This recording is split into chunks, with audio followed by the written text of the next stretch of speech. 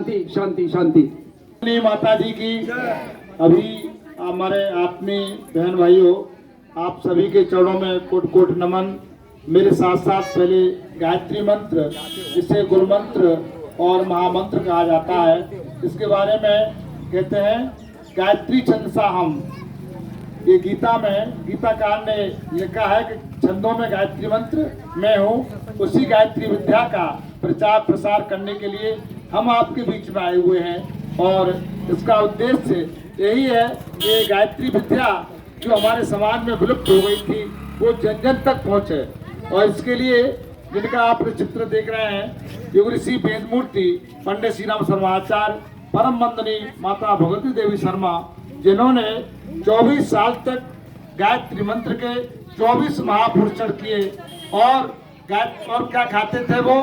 केवल गाय को जो जौ खिलाए जाते थे, उनके गोबर के रूप में जो जौ निकलते थे, उस जौ की रोटी और गाय का छाछ खा करके जो है उन्होंने 3200 से अधिक किताबें हम सब के लिए लिखी। और उन किताबों से कुछ अंश आपको भी मिलेंगे। आपकी हर समस्या का समाधान योग ऋषि के साहित्य में सन्निहित है। उन्हीं महा गायत्री का जन जन तक पहुंचाने के लिए परम वंदनीय माता भगवती देवी शर्मा, जिनका जन्म 1926 में ये आगरा में हुआ था और उनकी जन्म शताब्दी ये मनाई जा रही है। और ये जो दीप जल रहा है, इसी अखंड दीप के साहित्य में परम पूज्य गुरुदेव ने जो युग साहित्य लिखा और वो साहित्य आपको भी मिल रहा है। तो बहन भाइयों, आज व्यक्ति अज्ञान, आसक्ति और अभाव के अंधकार में भटक रहा है। अब उसके लिए क्या चाहिए? जिस प्रकार से अंधेरे को दूर करने के लिए क्या चाहिए? प्रकाश चाहिए। जो है अज्ञान को दूर करने के लिए ज्ञान चाहिए। तो इसी प्रकार से तभी तो बात बनेगी। तो ये गायत्री विद्या हमारे समाज में, हमारे घरों में जब तक प्रचलित थी, हमारा घर स्वर्ग होता था।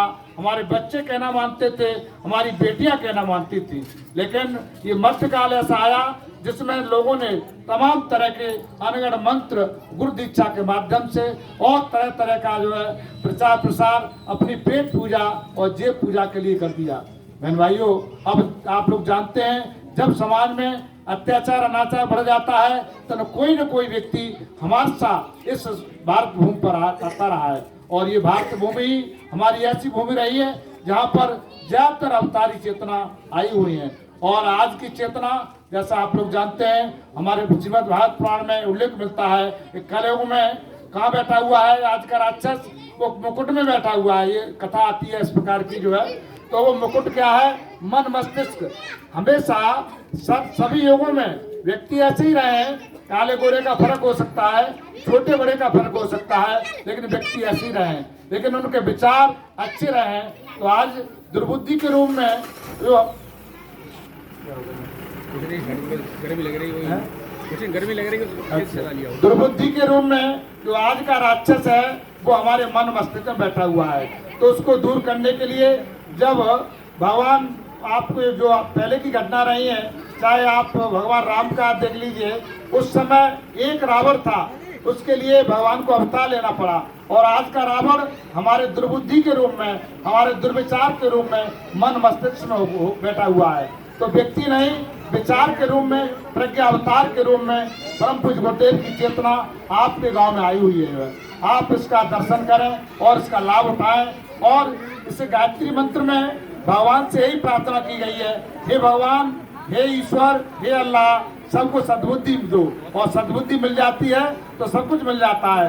रावण के पास क्या नहीं था? जो 1 लाख पूत 1.25 लाख नाथ थी, लेकिन उसकी क्या हालत हुई आप सब लोग जानते हैं। वजह क्या थी? उसके पास सद्बुद्धि नहीं थी। जो है रामायण में भी कहा गया है, जाय प्रभु दुख दारद देहि, बाकी मत पहले हर लेहि।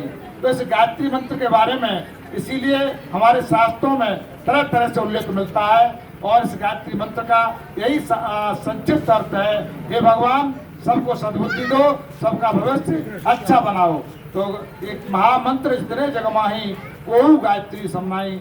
तो हमारा सभी भाई बहनों से ये निवेदन है कि हमारे जो कष्ट हैं, पाप हैं, वो एक तो तरीका है भोगने से कटते हैं, और दूसरा तात्पर्य है आप गायत्री विद्या का, इस गायत्री मंत्र का आप जाप करेंगे तो निश्चित रूप से आपके पाप भी दूर होंगे, आपका कलेश भी दूर होगा, आपके घर में स्वर्गीय वातावरण बनेगा। हम इसी संदेश को लेकर के आपके बीच में आए हुए हैं। तो जो भाई बहन अभी तक दर्शन नहीं किए हैं, आप पास आकर के, ये आपके बड़े सौभाग्यशाली हैं कि आपके गांव में ये परम पूज्य गुरुदेव की चेतना आए हुए हैं। तो दूर से नहीं, आप कोई बात नहीं है, आप देंगे तो ये आपके दान पेटी है, और देंगे तो उसकी रसीद काट लेंगे। ये हमारा कोई उद्देश्य ये नहीं है, लेकिन आप कम से कम सभी लोग हम निवेदन करेंगे, आपके गांव के जूता उतार करके, चप्पल उतार करके आप लोग ये कम से कम दर्शन तो कर लें। ये आपके पास आए हुआ है, आप दूर से नहीं, आपका कोई फीस नहीं है, कोई आपका दबाव नहीं है जो है, लेकिन आपसे निवेदन है, हम हाथ जोड़ से प्रार्थना करते हैं आप इस कलश के पास आए और इसको दर्शन करें। एक लोग आइए, स्वागत है सभी का। ओम भूर्भुवः स्वाहा तत्सवितुर्वरेण्यम्